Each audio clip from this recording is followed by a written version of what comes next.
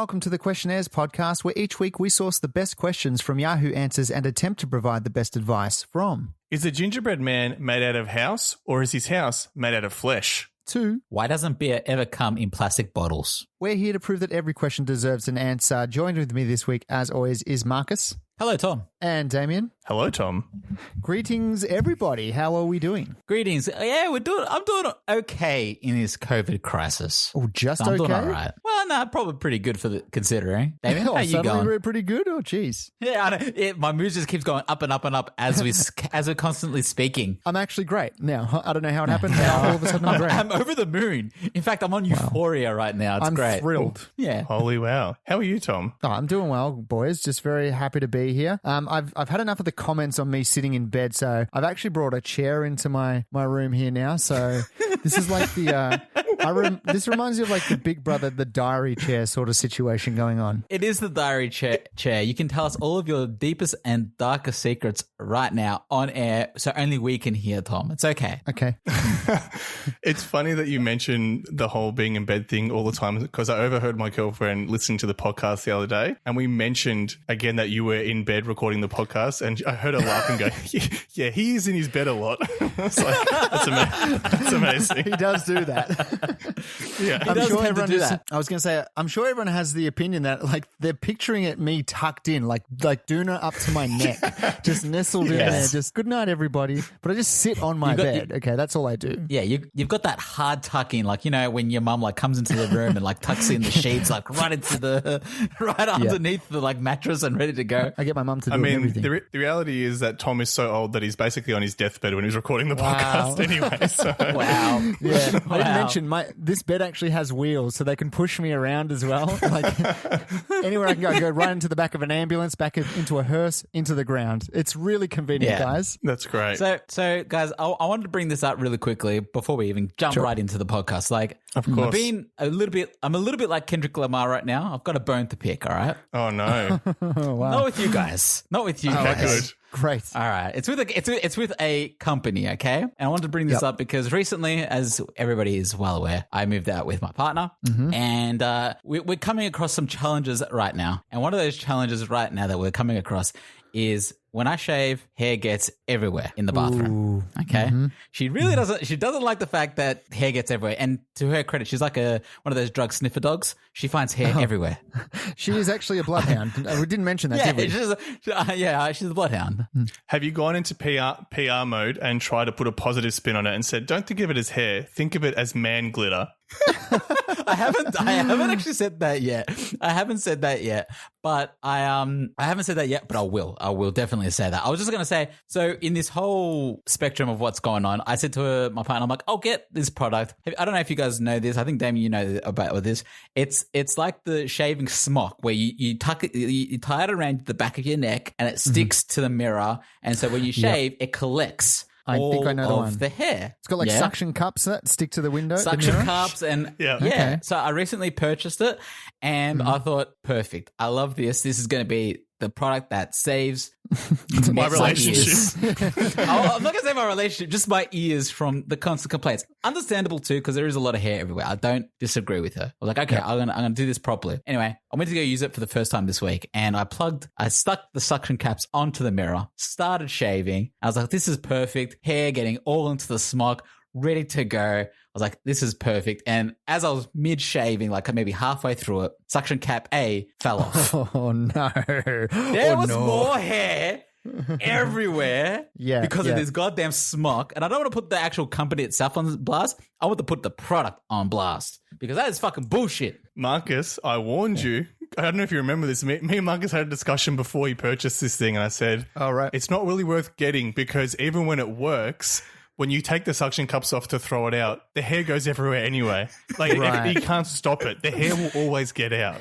This is the thing, it's usually you shave, most of it will fall in the sink, some of it will fall elsewhere. But once it's all in the smock, every little blade of hair has the chance to go everywhere. You know what I mean? You're almost it's like you're pulling it up together and then the damn wall bursts and then you've got man glitter all over the place.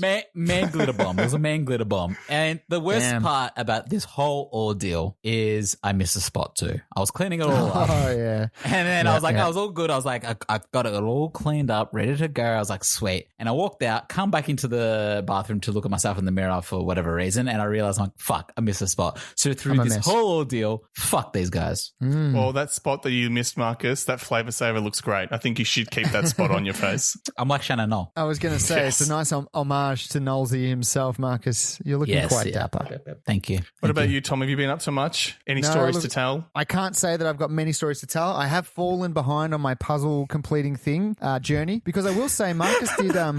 Marcus sent a photo of. He told me that he got the same puzzle that I had, and I'm like, fantastic. That was a very tough puzzle. And then it felt like not even the next day you had finished that puzzle, which took me weeks to finish, and it sort of dropped my confidence in my puzzle skills. Oh no! Oh no! Do you want to know the secret, Tom? Tell me. Marcus just sent the picture that you sent to him initially. It was just your puzzle. It was the same picture. Oh my god! But how did he Photoshop his partner into the photo? He's gone to a great effort. She's like smiling, giving thumbs up, ready to go. How long did it take you, She was Marcus? at Tom's house. No, it took us maybe 5 days. Okay, look, I'm still just like disheartened. It was only 5 days, but you got to understand, Tom. All I did for like those 5 days was pretty much put on The Simpsons while that was on in the background, puzzle work. I just have to say, I'm over puzzles. I'm over like coronavirus lock-ins. I'm ready to live my life as usual. I don't want to talk and like live like a hermit anymore. I want to go out to a park. I want to go out to a bar. I want to go out to a like shopping center. I just want to live. Maybe a barber. It's getting quite long up here. I'm into it. I know what you mean though, Tom, because I feel like the longer we're in lockdown, the more obtuse the things I'm getting interested in is becoming. If that makes sense. I found myself, the thing I've been obsessed with for like the last week and a half is I don't know if you guys have heard about this. There's this Soviet Union radio station that's been playing since the Cold War. Okay. And it's been playing from like the 70s, right? And it has not stopped broadcasting since the 70s, but all it's playing is just this droning noise. It's known as the buzzer because it's just the noise it makes all the time, right? But like throughout the years, every now and then people like there's been like coded messages that have been put over the broadcast, right? So like the buzzer will be interrupted and it'll be like 2, 4, 6, 8. Who do you appreciate? I mean, they don't say that, but like it is like numbers and codes, and it's like Russian. Essentially, like a lot of people think it's like Russian military code, and people have like brought this up to Russia, like about they said that what's the deal with this radio station, and Russia have basically just been like, yeah, this radio station definitely does exist. Like that's all they're saying about it. What radio station? Yeah, exactly. And so like I've been like going online and checking out, there's like online communities dedicated to deciphering codes and trying to work out what they're saying. So in a month's time, if I go missing, you know what's happened. The Russians have got me. He's been squashed by a kraut. Is that the Kremlin? Right term? The Kremlin. No, kraut is German. Oh, sorry. He's been squashed by the Kremlins. Yeah. Wow. Well, look, I will say, I much prefer listening to podcasts or Spotify, but it's got to be better than listening to Kyle and Jackie O or something like that. So good choice. I will take Soviet Union Russia radio over Kyle and Jackie O any day.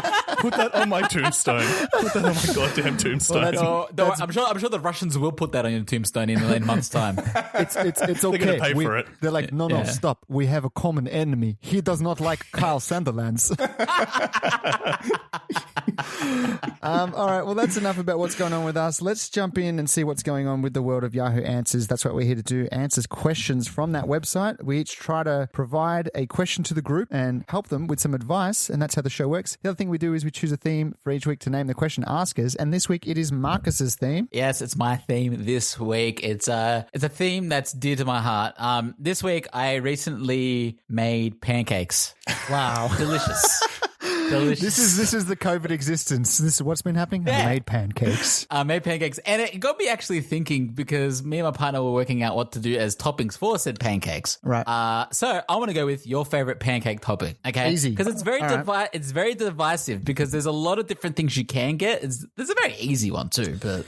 Okay. Look, I'm going to I'm go all first about with the this food. one. I'm going to keep it simple. Maple syrup and strawberries. I feel like going with a fruit. Maple syrup and going- strawberries. I like I feel that. like going with- It's the yin and the yang. The cheeky Exactly, yeah. with the healthy. Yeah, I'll be a bit cheeky, but I'll be a bit nice too. So this is going to come from me. So, maple syrup and strawberries writes in, Airbnb spiders and ants, help. Hello. I just got back from a 4-day stay at an Airbnb that was not quite cheap. It was a cute home in the Texas Hill Country. Our host was very nice and helpful. However, the cabin had ants everywhere. Before I knew there was an ant problem, I left a bag of chips that I had sealed on a counter, and when I got back, it was completely infested. I was embarrassed because I had booked it for a guest. Also, there were several spiders spotted, and I have a feeling one was in the bed because I have spider bites on my private area as well as my legs and my butt. I don't want to cause any trouble with the host because she was nice, but I didn't quite have a very good stay. Should I contact Airbnb? What should I do? Maple syrup and strawberries. Ooh. I may be mistaken here, but in the name Airbnb, one of those B's stands for bed, right?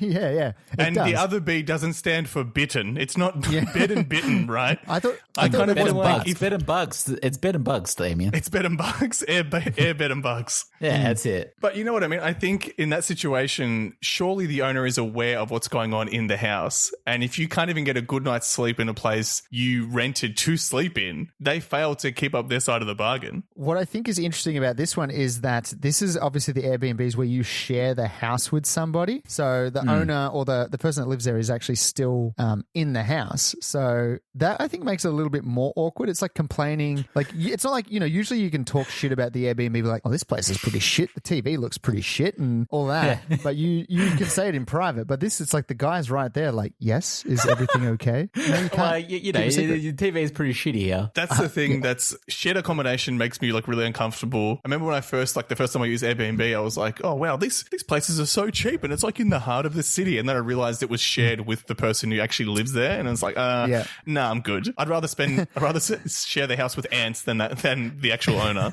It's a great location, but you also have to give Sergio a sponge bath every day at 5. That's the deal. That's the trade-off, Sergio, a bath at 5 while you watch the sunset together. It's beautiful, but also a little bit creepy, Sergio. So what do you guys think do you think they should complain? Would you guys complain in this situation? Do you think maybe not a refund, but what would you do? I think it is difficult because they're there, right? I feel like you could complain. It's almost like once you put a face to the person who you're actually talking to, it's easy to complain to customer service, let's just say, because you're talking to someone on the other end of a phone. They're not invested in the situation. But Sergio, the owner of this house who you have to give a sponge bath to, you actually have to see this man and you have to actually complain to his face. And I think that's what makes it a little bit tough. That's the thing. Tom, you strike me as somebody, if something bothers you, you're going to tell the person. If you're staying in that house, are you going to go up to Sergio face to face, mano y mano, and let him know? Or do you think you would leave it in the review after you left? I think I would go mano y Sergio and I would actually approach him. And I'd say, I mean, look, because this is basic cleanliness, right? Something like ants and spiders and cobwebs and stuff like that. Usually in Airbnb, the fee that you're also paying a fee that's a cleaning fee, right? Isn't that usually like a cost associated with Airbnb? I would say, Serge, where is my cleaning fee going to? If it not to clean this place? Yeah. No, that's fair. And ants is probably the worst creature ever known to man. I dislike ants a lot. Not the humble maybe ants. mosquitoes, maybe more mosquitoes, but ants are a close second, all right? No, ants are great. No, they're not. Have you? I'm sure, Damien, you've had it in your pantry, a nice delicious snack that was being ruined by an army of ants. Surely. Yes, that has happened, but I think ants are... Ants don't get a bad rep. Ants are bad. No, okay, all right. All right, Ant Hitler, Calm down, take it Ant-Man. easy. Jesus. Ant-Man, I hate that movie. Fuck that guy. I also hate Paul Rudd. Paul Rudd's an alright guy. No, Ant-Man, no. I think I agree with you, Marcus, but I do think I feel grosser knowing like a mouse or a rat was in my kitchen. Yep. I'm with Actually, you there, they're rodents. worse. They're worse, yeah. You know what I mean? Rodents are A bad. rodent over an ant. Like an ant is very easy to dispose of. You kind of know where they're coming from. Mouses are quick. They're conniving. They're dirty. I just think there's a lot more to hate about them, to be honest. I think it's more impressive that the actual journey of an ant or a group of ants, right? right? If you leave something that's sweet on a counter, that they manage to go seek it out and be like, I've got to tell the boys about this. Go back, get all their lads. They convince them. They're like, boys, you will not believe the absolute